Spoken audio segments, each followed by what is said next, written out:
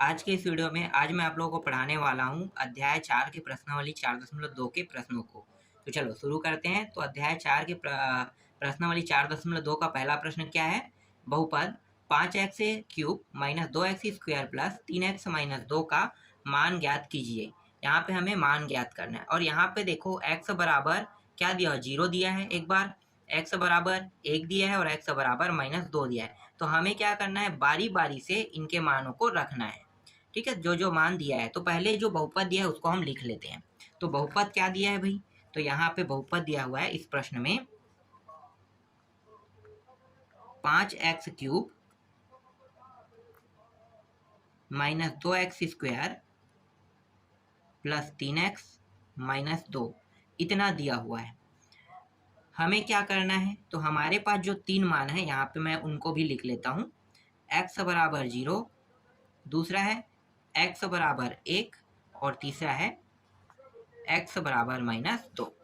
इसे हमें बारी बारी से रखना है। तो पहले हम पहले के लिए हल करते हैं। तो पहले के मान में क्या रखेंगे? x बराबर 0। तो ये जो मान है इसे हम क्या मानेंगे? इसे हम मानेंगे f(x). ठीक है, तो इस तरह से f(x) लिख लो। f(x) बराबर ये पूरा मान है। तो जहाँ जहाँ पे x रहेगा वहाँ पे हम क्या रखेंगे? x बराबर 0 रखने पर आपको लिखना है और x की जगह पे 0 लिखना है, 0 रखना है। तो देखो यहाँ पे f है, यहाँ पे f 0 हो गया, x रखेंगे तो, या आप इसे आप p भी बोल सकते हो। ठीक है, f ना करके p भी कर सकते हो। तो आपके प्रश्न में p से भी दिया है तो चलो इसे p लिख लेते हैं। ठीक है, तो p 0, यहाँ पे x की जगह में हमने 0 रखा, यहाँ पे 5 है और इसके साथ क्या है? 0 है। तो 0 का 3 घात, क्योंकि x के ऊपर घात है तो 0 में भी क्या लगेगा? घात लगेगा 2। यहाँ भी 0 रखेंगे, 0 का 2 घात हो जाएगा प्लस 3 गुणी 0 माइनस 2। हल करते हैं तो ये देखो ये 0 हो जाएगा और ये 0 के साथ कोई भी संख्या गुणा होगा क्या होगा? 0 ही होगा। तो इसको हमें लिखने की जरूरत नहीं, हम यहाँ पे डायरेक्ट इसको क्या कर देते हैं? 0 लिख लेते हैं। यहाँ भी 0 के साथ गुणा हो रहा है तो ये भी मान 0 होगा। यहाँ पे देखो ये भी 0 के साथ गुणा तो ये भी मान 0 होगा। बचा क्या? माइनस 2। तो आंसर क्या आएगा? P0 का आंसर आया -2 और यही इसका आंसर है।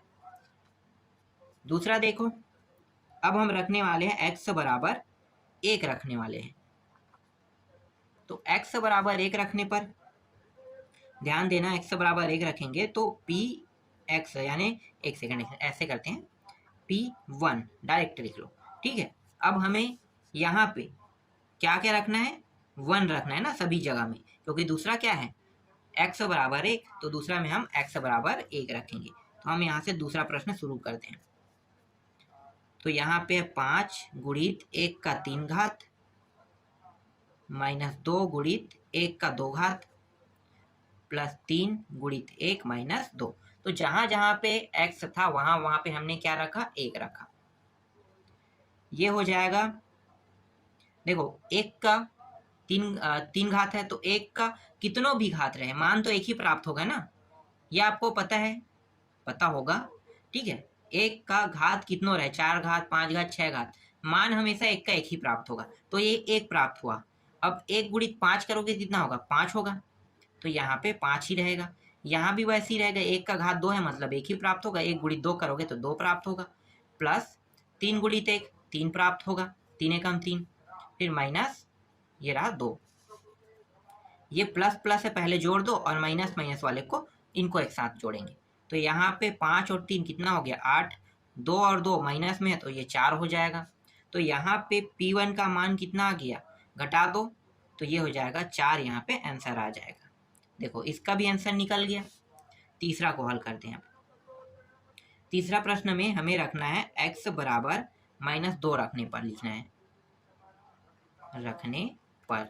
ठीक है, तो x बराबर -2 रखेंगे तो चलो रखते हैं। p x बराबर, पहले प्रश्न को लिख लेते हैं, 5x 3 घात माइनस 2x का 2 घात प्लस 3x माइनस 2। तो यहाँ पे आ गया p -2, 5 गुणित और यहाँ पे घात कितना है? 3 है, -2 गुणित -2 घात 2 है प्लस 3 गुणित -2 और यहाँ पे -2, इस तरह से दिया हुआ है। हल करो इसको। तो ये हो जाएगा 5 का 5। और यहाँ पे देखो घात कितने बार है, 3 बार। अब एक चीज़ मैं यहाँ पे आपको बता देता हूँ, जब घात सम होगा और कोई संख्या जो है उसके अंदर माइनस रहेगा, तो सम होने पर, ठीक है, यहाँ पे सम और विषम वाला ट्रिक लगाते हैं, सम और विषम। घात अगर सम है 2, 4, 6 तो वो प्लस में मान प्राप्त होगा, और घात अगर विषम में है जैसे 1, 3, 5, 7 तो मान माइनस में प्राप्त होगा।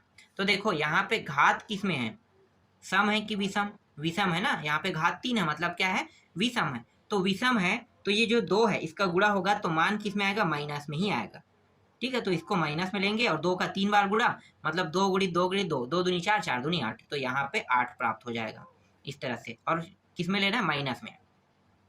यहाँ पे देखो ये माइनस है, चिन्ह हम ले लेते हैं, यहाँ पे 2 है गुणित, यहाँ पे क्या है, घात सम है मतलब ये मान किस में प्राप्त होगा, प्लस में, तो यहाँ पे आप डायरेक्ट 4 लिख दो, 2 गुणित 2 मतलब 2 बार गुणा होकर 4 प्राप्त हो जाएगा। फिर यहाँ पे 3 है और यहाँ पे -2, चलो इसको ऐसे ही लिख लेते हैं, और ये -2। इन दोनों को गुणा करेंगे तो 8 पंचे कितना होता है, 45, सॉरी 8 पंचे 40 होता है ना, 40, तो ये आ गया 40, और यहाँ पे माइनस है तो ये रहा प्लस और माइनस गुणा के माइनस हो जाएगा। यहाँ पे माइनस है और ये हो गया 4 दूनी 8 हो गया, यहाँ पे प्लस और माइनस ये भी माइनस होगा और 3 दूनी 6 हो जाएगा, और यहाँ पे भी माइनस दिया हुआ है तो ये -2। देखो सभी मान किसमें, माइनस में है, इसका मतलब क्या, सभी जुड़ जाएगा। तो ये 40 और 8 कितना होगा, 48, और 2 कितना हो जाएगा, 50, और 6 56, तो ये हो गया -56 आ गया। तो P-2 का मान कितना प्राप्त हुआ, -56। ये भी इसका आंसर यहाँ पे हमें मिल गया। देखो तो इस तरह से प्रश्न को आपको बनाने हैं, बहुत आसान था। आगे बढ़ते हैं सेकेंड प्रश्न पे। दूसरा प्रश्न में क्या दिया हुआ है, निम्नलिखित प्रत्येक बहुपद के P0, P-1, P2 और P3 के मान ज्ञात कीजिए। अब यहाँ पे देखो क्या क्या दिया है, P0, P-1, P2 और P3 मान दिया हुआ है, इसका मतलब क्या है, तो चलो मैं आपको बताता हूँ। ठीक है, पहले प्रश्न को लिख लेते हैं। प्रश्न क्या दिया हुआ है, यहाँ पे दिया हुआ है पहला प्रश्न में Px दिया हुआ है, Px का मान यहाँ पे दिया हुआ है 4x का क्यूब दिया हुआ है प्लस 2x का वर्ग माइनस 3x प्लस 2, इस तरह से प्रश्न दिया हुआ है। अब यहाँ पे और क्या दिया हुआ है, तो देखो P0 लिखा हुआ है, ठीक है, इसके बाद दिया हुआ है P-1 दिया हुआ है, फिर P2 दिया हुआ है और ये P3 दिया है। ये सब है क्या, मुझे ये बताओ। तो देखो हम इसको कैसे निकाल सकते हैं, तो यहाँ पे देखो हम तुलना करेंगे इन दोनों की, पहले P0 की, फिर इस Px के साथ इसकी तुलना करेंगे, फिर Px के साथ इसकी तुलना, और फिर इसकी तुलना, बारी बारी से करेंगे तो आपको समझ में आ जाएगा। देखो पहले हम Px करते हैं, Px बराबर P0 कर लो, यहाँ भी P है यहाँ भी P है, दोनों कट गया, क्या बचा यहाँ पे x और यहाँ पे 0, तो x बराबर हम 0 रख सकते हैं पहले में, इसका निकल गया, खंड खंड कर लेते हैं। अब इसको निकालते हैं, फिर रखो Px बराबर P-1, यहाँ भी P है यहाँ भी P है, कट गया, बचा क्या P-1। इसी तरह से Px बराबर P2, यहाँ भी P है यहाँ भी P है, कट गया, क्या बचा x बराबर 2। और चौथा देखो Px बराबर P3, तो यहाँ भी P है यहाँ भी P है, x बराबर 3, बस यहाँ पे बचेगा। तो देखो x का मान एक बार 0, एक बार 1 मतलब -1, एक बार 2, और एक बार x का मान कितना रखेंगे, 3 रखेंगे। इस तरह से x के मान हमें प्राप्त हो गया, और x के मान को अब हम रखेंगे कहाँ पे, इसे आप मान लो समीकरण 1, तो बारी बारी से रखेंगे। तो यहाँ पे आप लिख सकते हो समीकरण 1 में x बराबर एक बार 0, x बराबर दूसरे बार -1, तीसरी बार 2, और चौथी बार क्या रखना है आपको, 3 रखने पर। ठीक है, तो बारी बारी से रखते हैं, पहले हम क्या रखने वाले, इनको रखने वाले, उसके बाद दूसरा में -1, तीसरा में 2 और चौथा में 3, इस तरह से बारी बारी रखेंगे। कहाँ पे रखेंगे, इस समीकरण 1 में। तो यहाँ पे P0 बराबर 4 गुणित 0 का 3 घात प्लस 2 गुणित 0 का 2 घात माइनस 3 गुणित 0 प्लस 2। हल करो तो यहाँ पे इसको देखो, ये दोनों गुणा होके क्या प्राप्त हो, 0। ये दोनों गुणा होके क्या प्राप्त होगा, 0। ये भी गुणा होके क्या प्राप्त होगा, 0। तो बचा क्या, 2। तो P0 का मान कितना आया, +2 प्राप्त हुआ। तो इस तरह से P0 का मान हमें 2 प्राप्त हुआ, यह इसका आंसर है। अब हम P-1 के लिए हल करेंगे, क्योंकि P0 हमने रख लिया, अब बचा है P-1, 2 और 3 बचा है, तो P-1 इस बार रखेंगे उसी समीकरण 1 में। तो यहाँ पे 4 गुणित -1 का 3 घात, 2 गुणित -1 का 2 घात, 3 गुणित -1 और +2। यहाँ पे 4, यहाँ पे देखो घात किसमें, सम है कि विषम है, विषम है। तो यहाँ पे -1 जो है किसमें प्राप्त होगा, -1 में ही प्राप्त होगा, मतलब माइनस के माइनस में। घात विषम होने पर मान जो है माइनस में प्राप्त होता है और घात सम होने पर प्लस में प्राप्त होता है। तो ये विषम था इसलिए माइनस में प्राप्त हुआ। यहाँ पे 2। अब यहाँ पे देखो इसमें घात किसमें प्राप्त होगा, प्लस में कि माइनस में, प्लस में। क्यों, क्योंकि ये सम संख्या है। ये माइनस और ये माइनस दोनों गुणा होकर क्या हो जाएगा, प्लस हो जाएगा। तो यहाँ पे 3 और ये 2। यहाँ भी इन दोनों को गुणा करेंगे तो ये -4 हो जाएगा, ये प्लस है ये माइनस है, तो गुणा होके -4। ये दोनों गुणा होके 2 हो जाएगा और ये 3 और 2, चलो इसको लिख लेते हैं, बाद में जोड़ेंगे। ठीक है, तो इस तरह से आप लिख लो। इन तीनों को जोड़ लो क्योंकि तीनों प्लस में है, तो कितना हो जाएगा, ये हो जाएगा 4, 2 और 2 4 और 3 7, ये हो गया 7 और -4 बराबर कितना प्राप्त होगा, 3 यहाँ पे प्राप्त होगा। तो P-1 का मान कितना प्राप्त हो गया, 3 प्राप्त हो गया। ये भी इसका आंसर है। अब निकालते हैं P2 के लिए। देखो बहुत आसान प्रश्न है ना, हल कर रहे हैं तो आपको समझ में आ रहा होगा। अब निकालते हैं P2 के लिए। P2 का मान क्या है, तो वही मान हम रखेंगे P2 के लिए। हल करेंगे तो 4 गुणित 2 का 3 घात प्लस 2 गुणित 2 का 2 घात -3 गुणित 2 प्लस 2, ये हो जाएगा 4। 2 का 3 घात गुणा करेंगे तो 8 प्राप्त होगा। 2 गुणित 2 का 2 बार गुणा करेंगे तो 4 प्राप्त होगा, माइनस 3 दूनी ये कितना प्राप्त होगा, 6 और बड़े 2। इन दोनों को गुणा कर दो तो यहाँ पे 8 चौक 32 प्लस 4 दूनी 8 -6 प्लस 2, प्लस प्लस को जोड़ दो, ये तीनों प्लस में है तो ये कितना हो जाएगा, ये 32 8 40 और 2 42। तो यहाँ पे प्राप्त हो गया 42 और -6। तो यहाँ पे P2 का मान कितना प्राप्त हो जाएगा, 6 घटाएंगे तो 36 प्राप्त होगा। तो यहाँ पे हम लिख लेते हैं 36। देखो इसका भी आंसर निकल गया। अब बचा है एक मान और, कौन सा बचा है, P3। तो P3 का आप लोग क्या करोगे, निकाल के देखोगे, ये आप लोगों की होमवर्क है। 3 मान मैंने यहाँ पे निकाल दिया, बस आपको क्या करना है, P3 को रखना है। तो P3 के लिए कितना रखोगे, x की वैल्यू 3 रहेगा ना, तो समीकरण 1 में रखना, आसानी से आंसर आ जाएगा। चलो आगे देखते हैं। इसके बाद देखो दूसरा प्रश्न। दूसरा प्रश्न भी ये आप लोगों से बन जाएगा, लेकिन हो सकता है कि आप लोग मुझे फिर से वही पॉइंट मुझे फिर से बनाने के लिए कहोगे। तो अच्छी बात यह है कि मैं बना ही देता हूँ, ज़्यादा बेटर रहेगा। क्योंकि आप लोग ना बहुत मैसेज करते हो, बहुत ज़्यादा, कि सर दूसरा कैसे बनेगा, तीसरा कैसे बनेगा, चौथा कैसे बनेगा। जिस हिसाब से मैं अभी समझा रहा हूँ, अगर उस हिसाब से आप समझ रहे तो आपको अलग से किसी भी प्रश्न को बना के देखने की भी जरूरत नहीं है। आपको समझ में आ गया, आपको बस तरीका याद है, आप किसी भी समय बनाओगे आपसे आंसर आ ही जाएगा। तो चलो देख लेते हैं भाई दूसरा प्रश्न। आपके जो कन्फ्यूजन है उसको दूर करने के लिए तो हम ये काम कर ही रहे हैं। इस बार PR दिया हुआ है बराबर R-1 और ये R+1। यहाँ पे क्या रखेंगे, देखो जो हमारा x का मान है ना वो नहीं बदलेगा, तो x के स्थान में क्या रखेंगे, 0, -1, 2 और 3, यही रखेंगे ना रखने पर। ठीक है, तो ये मान नहीं बदलेगा क्योंकि ये पूरा प्रश्न में p के जगह पे हमें x के जगह पे हमें क्या करना है, वही मान रखना है।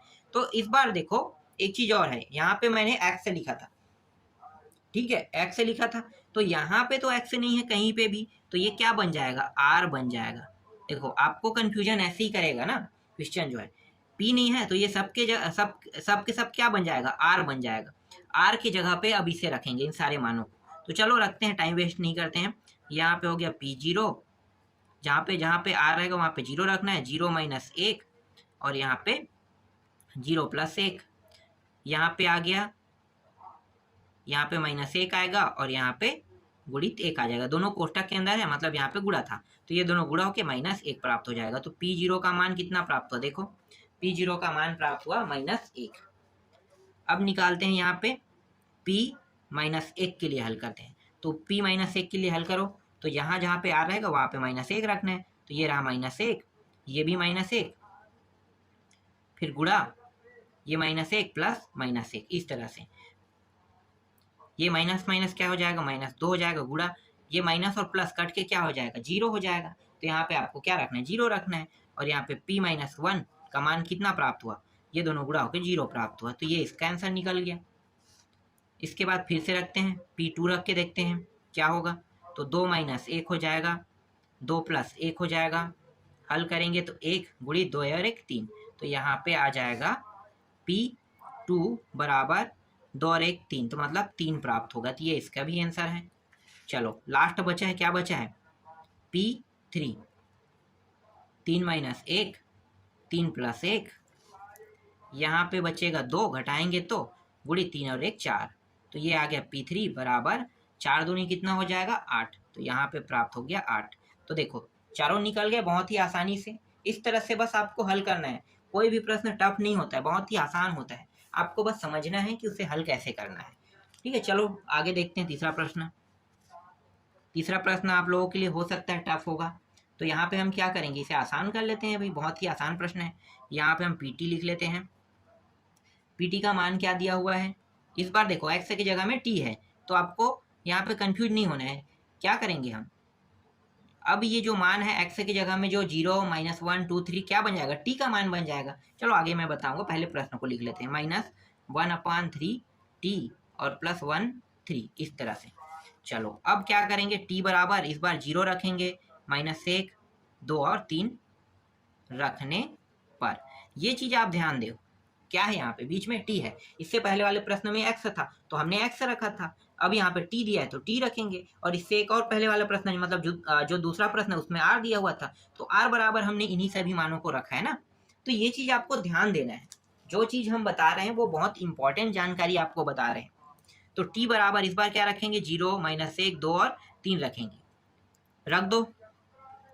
तो यहाँ पे पहले हम रखेंगे P0 बराबर, यहाँ पे हो गया 2/3 और ये गुणा हो जाएगा 0 का 3 घात -1/3 गुणित 0 + 1/3, इस तरह से।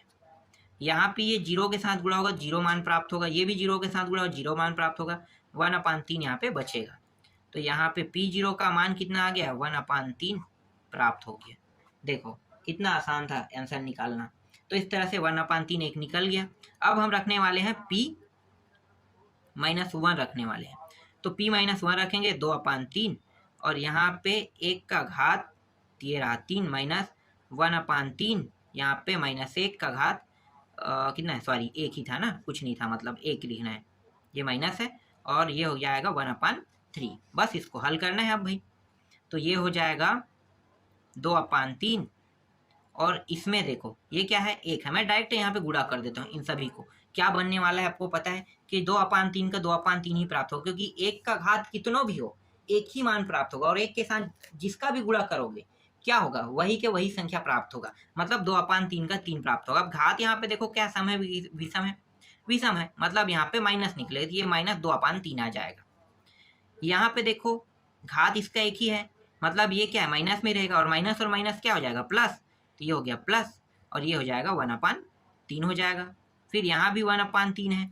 अब देखो तीनों के हर जो है बराबर है, तो इसको हम इस तरह से लिख लेते हैं, इसे हम कहते हैं लघुत्तम कहते हैं। ऊपर में क्या है, ऊपर में यहाँ पे -2 फिर यहाँ पे 1 + 1 इस तरह से दिया हुआ है। आगे हल करेंगे तो यहाँ पे कितना प्राप्त होगा, तो देखो इसको हमें बहुत ही ध्यान से देखना है ना कि क्या क्या प्राप्त होने वाले हैं। हाँ यहाँ पे एक चीज मैं गलती किया हूँ, आप लोगों को पता है क्या, नहीं पता है ना, चलो दिखाता हूँ मैं। यहाँ पे ये घात ना 2 है, देखो तो यहाँ भी क्या होगा, घात ये तो ठीक है प्राप्त हुआ है, घात कितनों भी रहे ये 0 कर रहा है पूरा मान को, कोई दिक्कत नहीं हो, यहाँ पे आपका आंसर सही रहेगा, यही आएगा। लेकिन यहाँ पे ना घात 2 होगा, ठीक है, क्या होगा, घात 2, तो घात 2 होगा तो ये मान प्लस में प्राप्त होगा, सम होने पर प्लस में और विषम होने पर माइनस में, तो ये प्लस में होगा, तो ये भी मान क्या हो गया, प्लस में हो गया।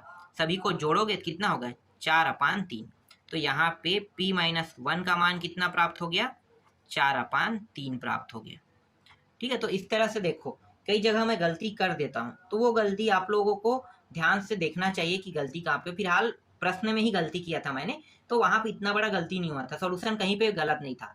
मैं जिस हिसाब से हल कर रहा हूँ उसमें 100% सही सॉल्यूशन है। जहाँ पे हम गलती के अगर उसे सुधार लेते हैं, प्रश्नों को ही सुधार लेंगे तो सभी सुधर जाएगा। तो यहाँ पे कोई भी गलती नहीं था, मात्र क्या हुआ था कि हमने मान बस को अलग रखा था। चलो आगे देखते हैं।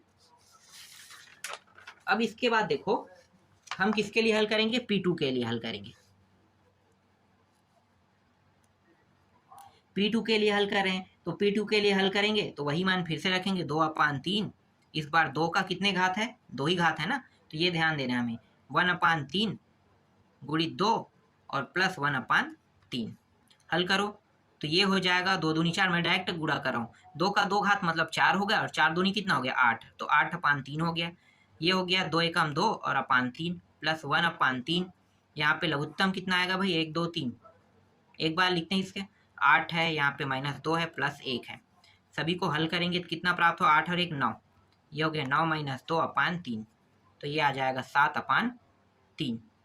तो यहाँ पे P2 का मान कितना प्राप्त हो गया, 7/, यहाँ पे 3 प्राप्त हो गया। इस तरह से अब यहाँ पे हम रखने वाले हैं P3, 2/3, 3 का घात 3 माइनस 1/3 गुणित 3 प्लस 1/3।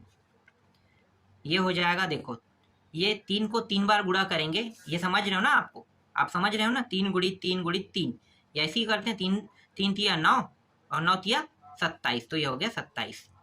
तो 27 गुणित 2 करेंगे कितना होगा, 27 गुणित, यहाँ पे 2 है ना, गुणा के रूप में है ये भी, तो 2 के साथ गुणा करेंगे तो कितना होगा, 7 दूनी 14 4, हासिल आए 1, 2 दूनी 4 1 5 54, तो यहाँ पे आ जाएगा 54/3 प्राप्त हो जाएगा, माइनस 3 एकम 3 और ये भी 3 प्लस 1/3। नीचे के देखो मान क्या है, बराबर है, तो लघुत्तम हम लेंगे 3, यहाँ पे 54 - 3 प्लस 1। पहले इसको जोड़ दो तो 54 और 1 कितना हो गया, 55 और -3/3। तो यहाँ पे P3 का मान कितना प्राप्त हो गया, 55 में 3 घटाओगे तो 52/3 प्राप्त हो जाएगा। कितना प्राप्त होगा, 52 यहाँ पे 3 प्राप्त हो जाएगा। फिर से यहाँ से आप देख सकते हो, एक चीज गौर किए हो तो ये 2 घात है यार, मैं भूल जाता हूँ, 3 घात लिख देता हूँ, चलो कोई दिक्कत नहीं, सुधर गए यहाँ पे।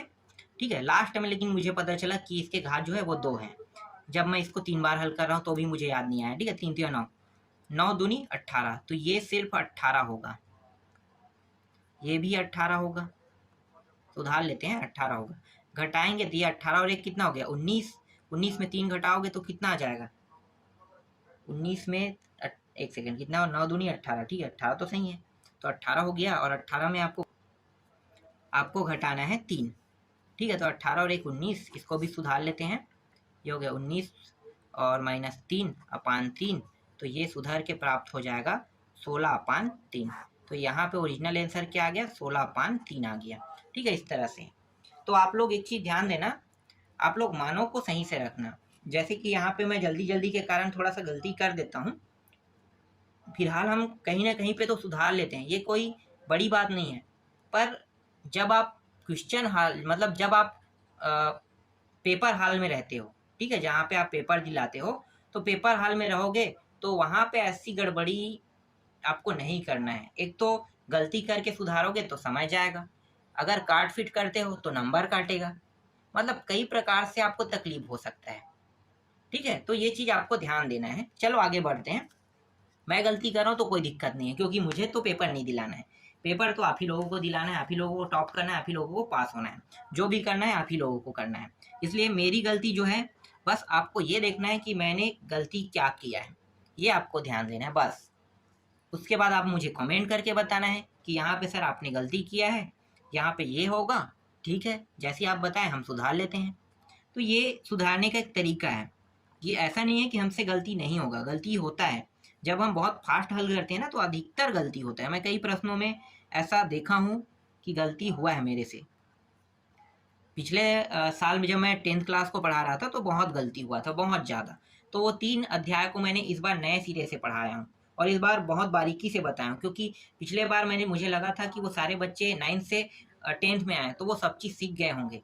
बाद में वो लोग कमेंट करते कि सर हम आपके साथ इस साल जुड़े हैं, तो हमें ये तिर्या गुणा है और पक्षांतर हमें समझ में नहीं आ रही। इस तिर्या गुणा और पक्षांतर को जब तक आप समझोगे नहीं ना, तब तक कि आप गणित बनाना नहीं सीख सकते, क्योंकि वही बेसिक है। बेसिक सीखने पे ही आप गणित बना सकते हो। तो चलो आगे हल करते हैं। यहाँ पे यहाँ भी हम रखेंगे, इस बार देखो x की जगह क्या है y, तो y का मान कितना रखोगे यहाँ पे 0, -1, 2 और 3 रखने पर। चलो स्टार्टिंग करते हैं, टाइम वेस्ट नहीं करते हैं, डायरेक्ट रख देते हैं। ये P0 इसका भी स्थान पे रखेंगे तो 0 का वर्ग माइनस 0 + 1, यहाँ पे 0 + 1। देखो मैं फास्ट हल कर रहा हूँ, फिर से गलती हो सकता है, तो ध्यान देते रहना आप लोग गलती कहाँ पे मैं करने वाला हूँ। ठीक है, तो ये हो गया, यहाँ पे ये दोनों कट गया, मतलब 0 0 कोई मतलब नहीं, यहाँ पे 1 है और यहाँ भी 1 है, दोनों को हम हल करेंगे कितना प्राप्त होगा 1। तो P0 का मान कितना आ गया 1, यहाँ पे P0 का मान आया 1। ठीक है, इसके बाद देखो P-1 रखेंगे, तो P-1 रखेंगे तो यहाँ पे क्या हो जाएगा, देखो यहाँ पे -1 का वर्ग -1 और +1, इस तरह से इसे कोष्ठक में भी रख लो। फिर यहाँ पे है -1 और +1। देखो यहाँ पे घात किस में है, सम है, मतलब ये प्लस में प्राप्त होगा। यहाँ पे देखो ये माइनस प्लस है, दोनों गुणा होकर ये भी प्लस में हो जाएगा और ये भी प्लस में, तो इस तरह से तीनों मान क्या है प्लस में होगा। यहाँ पे एक प्लस एक माइनस में है तो ये 0 हो जाएगा। अब देखो 0 के साथ इन सभी को गुणा करोगे तो 0 प्राप्त होगा, मैं डायरेक्ट 0 रख देता हूँ, तो ये -1 बराबर कितना प्राप्त हो गया 0 प्राप्त हो गया यहाँ पे। तो देखो इस तरह से यहाँ पे 0 आ गया। अब हम यहाँ पे रख लेते हैं P2 रख लेते हैं, तो यहाँ पे हो जाएगा y के स्थान पे यहाँ पे 2 का घात है, फिर 2 है +1 है, फिर यहाँ पे 2 है +1 है। हल करो तो ये हो जाएगा 2 दूनी 4 -2 और +1, और यहाँ पे 2 और 1 3, 4 और 1 5, 5 में 2 घटाएंगे कितना बचेगा 3 बचेगा, और यहाँ भी 3 है तो बराबर कितना आ जाएगा यहाँ पे 9 आ जाएगा। तो P2 का मान कितना प्राप्त होगा 9 प्राप्त हो गया। ठीक, यहाँ तक समझ में आ गया, यहाँ पे कोई गलती नहीं हुआ है, मुझे लगता तो मैं यहाँ पे सुधार करता। ठीक है, तो यहाँ पे कोई गलती नहीं है। अब आपको ठीक है 3 के लिए P3 के लिए आपको हल करना है, तो P3 के लिए हल करोगे तो यहाँ पे 3 रख के देखना y की जगह में हल हो जाएगा आसानी से। तो इसे मैं बता नहीं रहा हूँ। और 5वां प्रश्न आप लोगों के लिए होमवर्क है। 5वां प्रश्न क्या है भी मैं आपको यहाँ पे बता देता हूँ। ठीक है, 5वां प्रश्न क्या है, Px दिया हुआ है बराबर दिया हुआ है x + 2 दिया है। बहुत आसान है ये। x की जगह में क्या रखना है 0, -1, 2 और 3 रखने